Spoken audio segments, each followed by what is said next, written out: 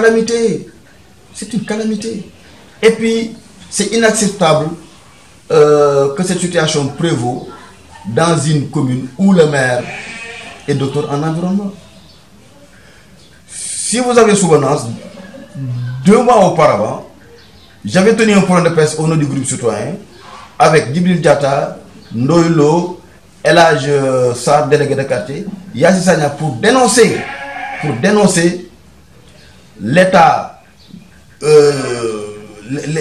d'instabilité du bassin, à l'intérieur comme à l'extérieur.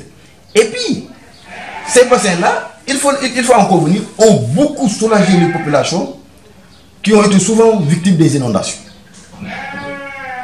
De ce point de vue-là, autour du bassin, il y avait des pics, ce qu'on appelle les projets d'initiative communautaire, qui avaient été initiés par les associations locales. Malheureusement, ces pics-là n'ont pas été réalisés. Je crois que de ce point de vue-là, il y a lieu que le maire entre en face un état des lieux par rapport à ces pics-là, et surtout par rapport au fonds de 5 millions de francs dégagés par le projet pour la structure, le projet qui est la structure locale de gestion du projet, pour leur permettre vraiment de s'occuper de la surveillance et de l'entretien des alentours du bassin.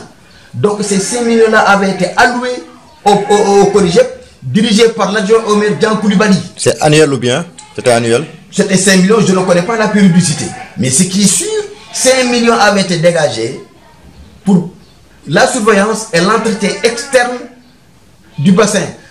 Cette répartition des rôles-là avait été décidée lors du séminaire de Saly, qui regroupait l'ADM, le maire de la commune d'arrondissement et les responsables du projet.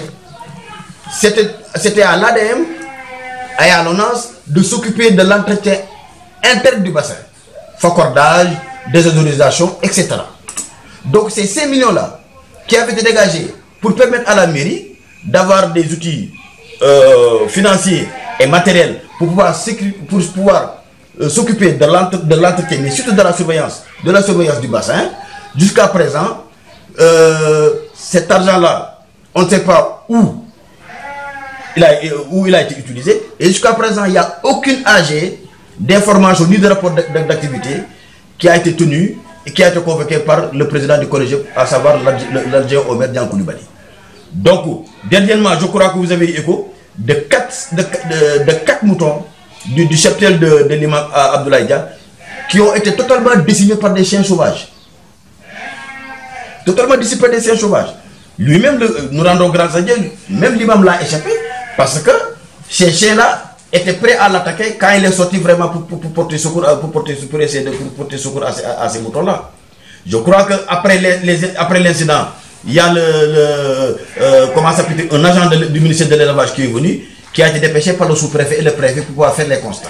Nous avons été très clairs, on leur a fait savoir que quand une collectivité locale faillit, une collectivité locale, c'est une demande de l'État. Je crois que c'est à l'État de prendre ses responsabilités, non seulement pour faire le nettoyage du bassin, pour vraiment décimer ces chiens errants-là. Et puis je vous dis que, avant même ces incidents-là, le service d'hygiène avait sollicité le maire, pour leur donner les moyens logistiques pour pouvoir éradiquer ces chiens-là. Le maire n'a pas donné suite vraiment à leur requête.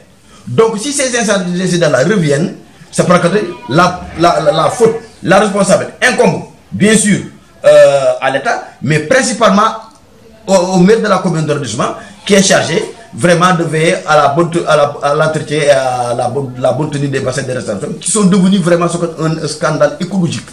Donc avec tout ce que cela comporte. Et puis ensuite, facteur aggravant, ce sont les charbonniers, les camions de charbon qui stationnent aux abords du bassin et qui sont en train de détruire totalement les abords du bassin. Et puis je vous dis que, et je vous le répète, ces camions-là payent 18 000 francs de stationnement qui sont encaissés par la collectivité locale, et puis cet argent-là a disparu. On ne sait pas, aucun compte n'a été rendu. En plus de cela, il y a un GIE de stationnement qui s'occupait des stationnements et tout ce qui est vraiment voirie au niveau de la commune de Souma. Cet argent-là, ces GIE-là ont miraculeusement disparu. Donc il y a beaucoup de chantiers qui attendent le maire, mais de ce